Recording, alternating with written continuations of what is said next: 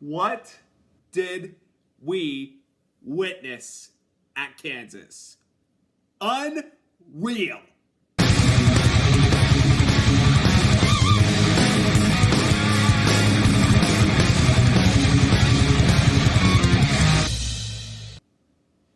Hey there, race fans. It's Race Day Top 5 with me, Frank 5.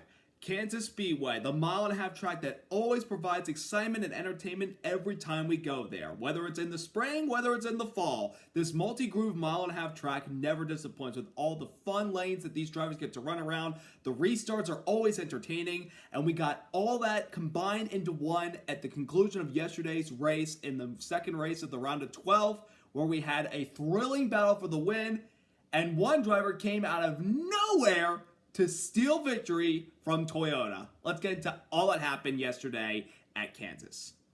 Number one, from nowhere to round of 8, Chase Elliott just pulled that off at Kansas Speedway. Elliott charged from 10th on the second overtime restart to first to win the Hollywood Casino 400 at Kansas Speedway, beating out Denny Hamlin, Christopher Bell, Chase Briscoe, and Bubba Wallace for the victory, locking Chase Elliott into the round of 8. I mean, absolutely unbelievable.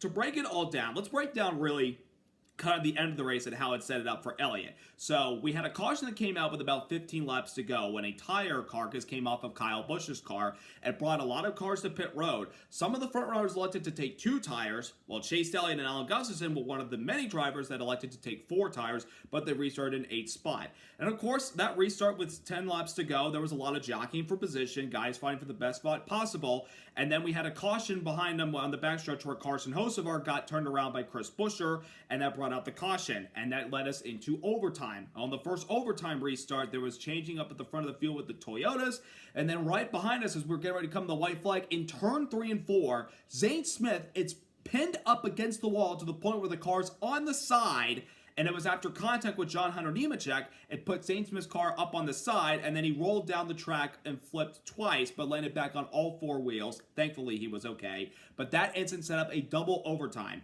where Chase Elliott restarted in 10th spot, really 8th, but he started in 10th because a couple cars in front of him elected the outside, and he wanted the outside. And with those 4 tires, he carried that momentum into turn number 1 and passed 4 guys to get up to 6th place. And as he's coming off of turn 4 to take the white flag, he gets up to 5th and is charging against all of those 4 Toyotas that are up at the front, battling for the win, and not one of them seems to be settling in for position. They all are going for the win, as they should be. And then he starts making moves, gets inside of Chase Briscoe down the backstretch for 3rd, and then right up in front of him, Denny Hamlin and Bubba Wallace racing side by side, both carry up the racetrack because Hamlin's car pushed up. Bubba scrapes the wall. They're both up high as they try to regain the momentum. Here comes Chase Elliott on the inside, and as Hamlin comes down to try to stop him, they make contact, but it's not enough to slow down the 9 car. As Chase Elliott said, he was not going to lift in that last corner in the last lap, and he cleared the 11 and pulled all the way through home to take the checkered flag at Kansas Speedway for the second time in his career, because he won here in 7 years ago in an elimination race in the round of 12, even though he was already locked into the round of 8 at the time. But Chase Elliott just did that. And what a really solid weekend for the 19. Not just of the win, but the performance they put together. Practice, it was a pretty good race car. They finally got their acts together for qualifying. I talked about this the last couple of weeks. They need to qualify better if they're going to have a chance to run up front and compete in the top 5, get a lot of stage points, and possibly even win. They did that with a 4th place qualifying effort on Saturday. And when the green flag dropped on Sunday, Chase remained inside the top 5, 6 the entire day. They had a really good car. Now, on the longer runs, the Toyotas were nigh unstoppable, even though the Hendrick cars of Elliott and his teammate Kyle Larson could blend in with them. They really weren't able to keep up with them with the average long run speed. But on restarts, those guys could really challenge the Toyotas. Matter of fact, at the start of the final stage, Elliott was able to get a good restart off Denny Hamlin off of turn 4 and clear him, and was able to lead a couple laps before the long run speed of that Toyota kicked in and went by Elliott, and he kind of faded a little bit of his tires. But it was an overall solid performance. And kudos to Alan Gustafson. And a lot of people I know continue to rip on him sometimes because maybe they're not happy with the product that they're putting out there for the 9 car. You can't deny the call that they put together yesterday to come in to take 4 tires thinking they'd be able to probably outmaneuver the rest of the pack. And it's not that 4 tires makes you faster. You can maneuver the track better than anybody that's around you, whether on no tires or 2 tires. 4 tires are better than 2. And even though there was times just in that 2 restarts late in the race that Elliott couldn't really seem to go anywhere, he was stuck. That last restart, charging on the outside, coming to the white flag, passing those guys. I mean, unbelievable effort. And now that Chase Elliott is into the round of 8, you can't say that this guy is not a threat now, because the way they'd be able to put up a solid performance last week despite their bad qualifying effort at New Hampshire, being able to charge up through the field and get a top 5 finish, and this weekend with the solid performance of a lot of stage points, qualifying well, and winning the race, you take that momentum into the round of 8, he could possibly win one of these races. He's won at 2 out of the 3 tracks that are in the round of 8. Talladega twice and at Martinsville. Remember how he did that? It was a walk-off win 5 years ago, the year that he was able to go on and win the championship. Boy, I mean, we've been talking about, consistency has been kind of the name of the game for Chase Elliott this year, but even with the 1 win, which he had another thrilling battle for the win at Atlanta, his home track in the summer, they've been trying to get back to that stretch where they are really competing up at the front and battling for the race win, and they had that yesterday, and they got the job done. Obviously, thanks to the aggressiveness and the side-by-side action of the Toyotas up at the front of the field. But you take a win any way you can get them, and Chase Elliott is on to the round of 8. So he doesn't have to worry about the Roval this upcoming Sunday. It's an elimination race for other guys who are going to be on the pressure cooker, not for Chase Elliott. He can go in there and just have fun, and who knows, maybe he gets the win and gains more bonus points into the next round of the playoffs. So a big congratulations to Chase Elliott and the 9 team. They're on to the round of 8. Number 2, driver and owner tangle for the win. As I documented, Chase Elliott got the win courtesy of the 2 guys that were racing for the win on the last lap, getting into it, heading into turn 3 and 4. Denny Hamlin and his driver, Bubba Wallace. To break it all down for both of these guys before they ended up there battling for the win, Denny Hamlin had by far the best car yesterday. Led 159 laps, won both stages. I mean, that 11 car was nigh unstoppable on the long runs. That long run speed was his bread and butter yesterday. But it wasn't without dealing with a couple of things, like I think he complained about the throttle going to the floorboard, and he was not really pleased about that. But that was the least of his problems. As we got into the final stage, Denny Hamlin was complaining about power steering. And of course, you all know from when you hear drivers complain on the radio with power steering, you're literally having to death grip that steering wheel the rest of the race and really work it with your arms. And that means at the end of the race, depending on how serious the power steering problem is, which is pretty serious, your arms will be like jelly afterwards. It's not a comfortable feeling when you drive a car that cannot have power steering within it. But Denny Hamlin was able to manhandle that car regardless of the situation yesterday, the rest of the way home, and it looked like he was going to be on his way to a cruise control win with 15 to go until that yellow came out for the tire carcass from Kyle Busch. Now, one thing that hurt the 11 car initially for that last stretch to the finish was pit road. They came in and they elected to take 2 tires, but it was a slow 2-tire stop on the right side, and it's because 2 of his members are not there because they're serving their 2-race suspension, which was held back a week from last week. It carries on to this week because of the loose wheel that he had at Bristol, and that resulted in 2 of his crew members being suspended for yesterday's race and for the upcoming race at the Charlotte Roval.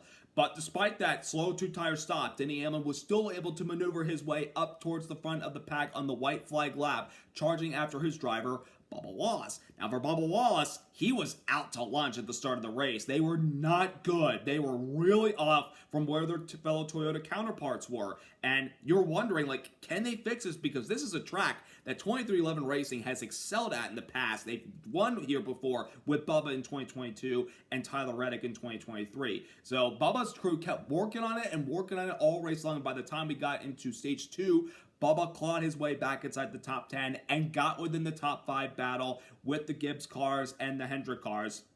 in that second stage and at the final stage. And then we get into the restarts late in the race as Bubba is side by side a lot of the time with Christopher Bell in those two restarts. He's not getting really a lot of help from behind from his teammate in Tyler Reddick, who, like Bubba, is in a must-win situation. But Bubba gave it a lot of effort on those restarts, was able to get his elbows out, even having to push the 20 car up against the wall at turns 3 and 4, those last two restarts, being able to clear him. But then when Denny Hamlin got the run of a turn 2 down the backstretch on the last lap to try to challenge his driver, Hamlin dove to the inside of Bubba as they head off into turn number 3, and then all of a sudden Hamlin's car starts to push up the track. It got tight, and I think a lot of that had to do with his power steering problems because he couldn't really turn the car to the right. If it did, it would click and probably get the car out of shape. And that's probably what happened at the end of that race with the 11 car going up the track and sent the 23 up against the wall, even though they were still able to both push it to the very end of the race. That racing side by side for the win by those two guys allowed Chase Elliott to gain the momentum and clear both of them off of 4 and rip victory from those two drivers' hands. Either one of those guys, they were going for the win. And now it's not a matter of, Denny Hamlin is the driver inside the race car. He's focused on that. Obviously, outside the race car, he plays the owner role. He was going for the win yesterday because he wants those extra bonus points for the upcoming round. Bubba is in a must-win situation because of the lousy performance that they had last week in New Hampshire. They were both going to give it everything they had that last lap. And I don't think there should be any finger pointing unlike what happened with Denny Hamlin and Ty Gibbs last week. Yesterday was just good, hard racing for the win. Did it cost both of them to win the way they raced going into turn 3? Yes. But is it wrong for both of them to race the way like that to try to go win a race? Absolutely not. They're going for the best position possible, which is a trip to victory lane and a ticket punch to the next round of the playoffs. Unfortunately, neither one of them came out on top yesterday. Hamlin has to settle for a second place result. Bubba Wallace has to settle for a fifth place result, only gaining 1 point total from where he started the day, 27 below the cutoff line to now 26 below the cutoff line, and pretty much in a must-win situation at the Roval next week. Denny Hamlin has a 48-point cushion. He should be A-okay. If he didn't have the solid, strong day yesterday and didn't get a lot of stage points and finished deep in the pack, then I'd be worried about him heading into the Roval because he's not a good road course racer. But with all the points he accumulated yesterday, there should be no worry whatsoever for Denny Hamlin. Bubba, on the other hand, he must win, and he's not particularly great at road courses. Even though he continues to improve, I just don't know if it's possible next week. But never say never in this sport. Those two got their elbows out, raced for the win. You can't fault them for that. Unfortunately, their actions cost them both a chance at victory lane. So, missed opportunity for those two Toyotas in Hamlin and Bubba. Number 3, missed opportunity for Toyota in general. Not just Denny Hamlin and Bubba Wallace, who came close to winning yesterday. 5 guys in the Toyota camp that were playoff eligible all had a chance to win that race yesterday. And the other 3 Toyotas had about as good a shot as Denny and Bubba did. Christopher Bell, who had a really good car, and it seemed like at times yesterday, could compete with Denny Hamlin, especially on those longer runs. Bell certainly had the speed in his car that was capable of going for the race win yesterday. But those late 2 restarts that he was side by side with with Bubba Wallace, he couldn't really, had a tough time trying to get by him. And, Bubba was not really pleased with the way that Bell was racing him, kind of, coming down on his door and getting that aero suck. While Bell's trying to get the win because he wants more bonus points, he's fighting for the same piece of real estate as Bubba Wallace is.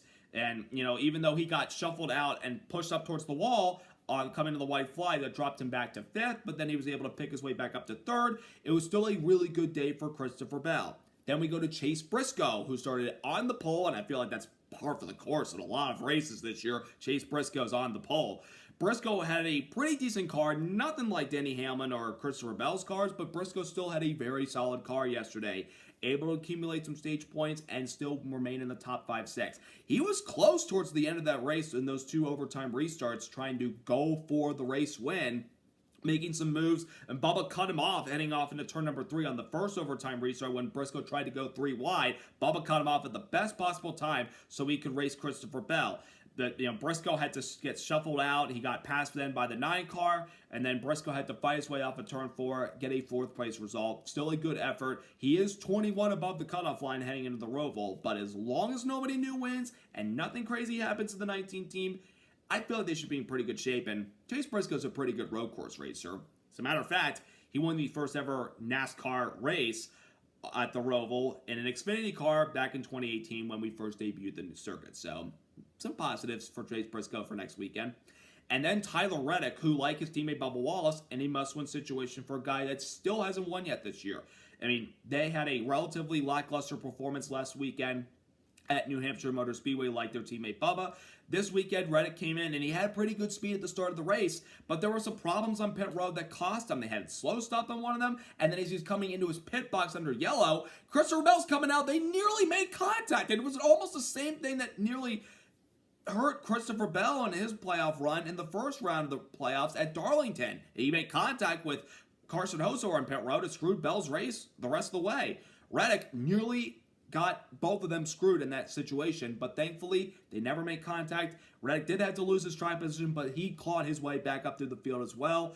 I don't necessarily think he had as good as a Toyota car like Hamlin or Bell, but he still was able to run up there towards the front. He ended up getting past a couple spots late in the race, ended up finishing in 7th spot, and like Bubba, he's in a must-win situation going into next weekend. So all the Toyotas, they all had speed yesterday. Clearly, way better performance for the manufacturer this weekend, unlike last weekend where it was basically Ford domination as well as some Chevys.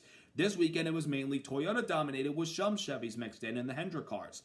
But this was a missed opportunity for Toyota, and they have absolutely been strong at this racetrack the last couple of years. Whether it's Joe Gibbs Racing, whether it's 2311 Racing, these guys have Kansas nailed down. They have this place in the back of their heads. They know how to get around this track. But their actions and not willing to cooperate yesterday, because everybody, when it comes down to the end of the race, it's all about the driver. In that helmet, in the car, you're fighting for the win. You're going for everything possible. But those actions of all those guys racing back and forth, not willing to settle in single file, allows the Chevy of Elliott to pass all of them and steal victory from Toyota. These guys, they just don't seem to want to cooperate on these racetracks, even though they've had some work in the past, especially on drafting tracks. It just seems like there's not really a lot of, bygones be not a lot of cooperation on these mile-and-a-half tracks, especially when they're all going for the win. So a missed opportunity by a lot of the Toyota drivers yesterday. Number 4, catastrophe for Penske. It was a rough weekend for all 3 Penske drivers, Ryan Blaney, Joey Logano, and Austin Cindric. And all of them had to start at the back of the field yesterday because they all had incidents in practice and qualify. Ryan Blaney wrecked his primary car in practice, so he had to start shotgun in the field. Joey Logano, I think, had a tire issue in practice that prevented him from, or in qualifying, that prevented him from having a good lap, and he started deep in the field. And Austin Cindric, I think, made contact with the wall, I think, on his qualifying lap that had him starting in the middle of the pack. So unapproved adjustments that the 22 and the 2 made had to send them into the rear of the field with their teammate and Ryan Blaney. They were all able to kind of work their way up through the pack. Blaney and Logano did a better job of it than Cindric did. I think Cindric really struggled with his car yesterday. But when Ryan Blaney and Joey Logano got themselves inside the top 10, and especially with Joey taking a 2-tire gamble towards the end of the first stage to get some stage points, that was big for Joey and that 22 team. And the way that they have been improving their mile-and-a-half program for Logano and company is remarkable. And Blaney yesterday, again, he had a really good car as well. I don't think it was anything that could have kept up with those Hendrick cars or the Toyotas, but still, Blaney seemed to be the best of the Ford camp when he was able to get his track position and find himself up there. Well, then, in the early part of the final stage, on a restart going to turn 1, there was a stack up at the front of the field that caused a lot of the guys in the middle of the pack to kind of change lanes, and the shifting caused a collision that had Noah Gragson go around, and unfortunately caused a wreck that collected Joey Logano and Austin Cindric. And Ryan Blaney kind of got a part of it, but not so much. He carried on without any incident at all. Joey Logano and Cindric, however, it screwed their race, mainly Cindric. He ran wounded the rest of the day and finished 4 laps down, back in, I think, the top 30, if not 31st. Joey was able to try to take a 2-tire gamble towards the end of the race to try to gain some track position, but he got shuffled on those 2 restarts and dropped back to 21st. Now, as for Ryan Blaney, on the final pit stop, he took 2 tires that propelled himself inside the top 5, thinking, okay, let's see what 12's got. He got busted for speeding, and he got sent to the back of the pack, costing him of a possible top 5, top 10 result. He ultimately finished 24th. Really rough outing for Team Penske. The positives, however, though, Ryan Blaney is on to the next round of the playoffs, so it doesn't matter. Joey Logano is still above the cutoff line, but by only 13 points. So he's going to need a really solid point stay next week if he's going to have a chance to go back-to-back as a NASCAR Cup Series champion. The negative, Austin Cindric, he is in a must-win situation. Now, he's a good road course racer. Does he have the speed and the capabilities to win next weekend with a lot of other guys that are going to be desperate for winning? We shall see. But 2 cars got their work cut out for them. A rough weekend in the Midwest for Team Penske. And number 5, the racing.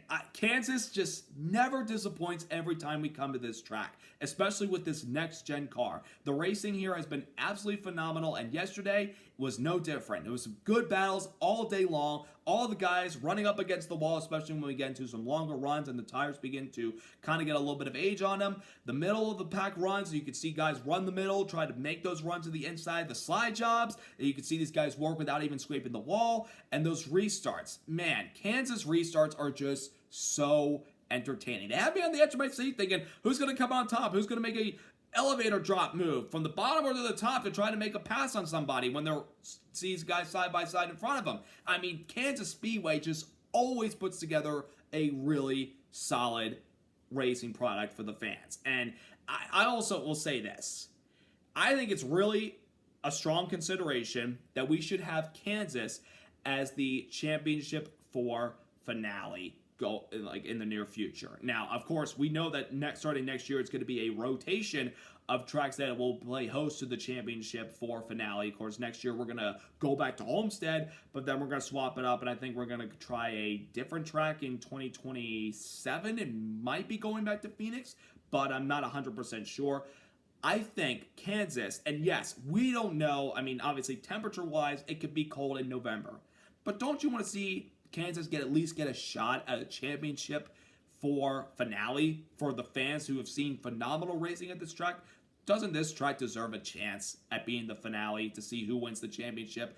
I'm all for it. I would love for Kansas to be the championship 4 race. Will it happen in the near future? I hope. But that's not for me to decide. That's for NASCAR and whoever decides the scheduling and rotating the tracks to the championship finale. That's for them to decide. I hope they will give it some strong thought, because this track, with this car, with the racing product that we've seen these guys put on, it's absolutely worth it.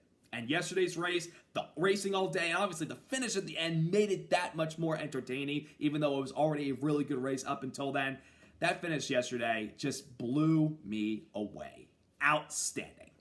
Also want to give a quick shout out to Shane Van Gisbergen, who got his first career Cup Series top 10 on an oval. I mean, this guy has been working, and his first year as a full-time Cup driver, of course, has been so dominant on the road courses and has won all but one road course race this year, got himself to the playoffs. Ultimately, he didn't perform and he got eliminated in the round of 16. But yesterday, he put up a solid performance, finishing in 10th spot. And this was after he had to start at the back of the field and serve a stop-and-go penalty after the first lap of the race because he failed practice and qualifying inspection on Saturday that had his crew chief ejected. So he had to work with an interim crew chief, serve the stop-and-go penalty, fell a lap down, got it back, and kept working his way up through the field. I mean, he had a good car like his teammate Ross Chastain did for most of the race, and SVG actually finished one spot ahead of Chastain for the top 10 at the very end of the race. So props to Shane Van Gisbergen and the 88 team, rallying from one lap penalty early in the race to finishing in the top 10 for his first ever top 10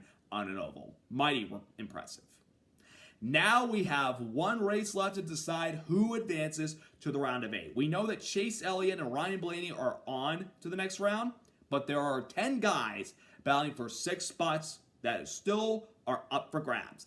And we settle it at the Charlotte Roval, one of the big wild cards that we have in NASCAR, especially when it comes to playoff elimination races. Ever since this race has been an elimination race since we introduced it in 2018, it has had some interesting, chaotic, but also phenomenal moments in racing determining who wins and who advances to the next round of the playoffs. I mean, we didn't even know who that post-race inspection last year was going to determine who goes on to the next round of the playoffs. I mean, Alex Bowman thought he was in, but he failed post-race inspection. Logano gets put back in, and of course, he goes on to win the championship. Could the same thing possibly happen next weekend? We shall see. All I know is that the drivers that are below the cutoff line, Ross Chastain, Bubba Wallace, Tyler Reddick, and Austin Cindric, those guys have got to put their best car possible on the track next Sunday to have a chance to win that race. Because you know that all the drivers that are well above the cutoff line, like 40 plus points or more, they're all feeling pretty good. For Chase Briscoe and Joey Logano, they got to have solid days with no incidents whatsoever to feel good about their chances to advance. Those bottom four, they've got to get up there, but only one can. Who will it be? I don't know. We're going to have to tune in next week to find out. And I want to quickly point out that you've seen me go to the Roval the last couple of years, and I've gotten tickets and gotten to go to those Cup races. I unfortunately will not be attending this year. Just unfortunately, my schedule just won't let me do it, and I just kind of have to go with it. But that's okay. I can miss 1 year. I will do my best to try to make it back to the Roval next year. I mean, I am going to Martinsville at the end of October for the elimination race to determine who goes to the championship for. So I'm not disappointed about that at all. So who will come out on top next week and who will advance to the round of 8? Got to tune in to the Charlotte Roval to find out. So I hope you'll have a wonderful rest of your week. Subscribe, like, and congratulations to Chase Elliott and the 9 team. They're on to the round of 8 after their win at Kansas. Have a great week, everybody. Let's go racing!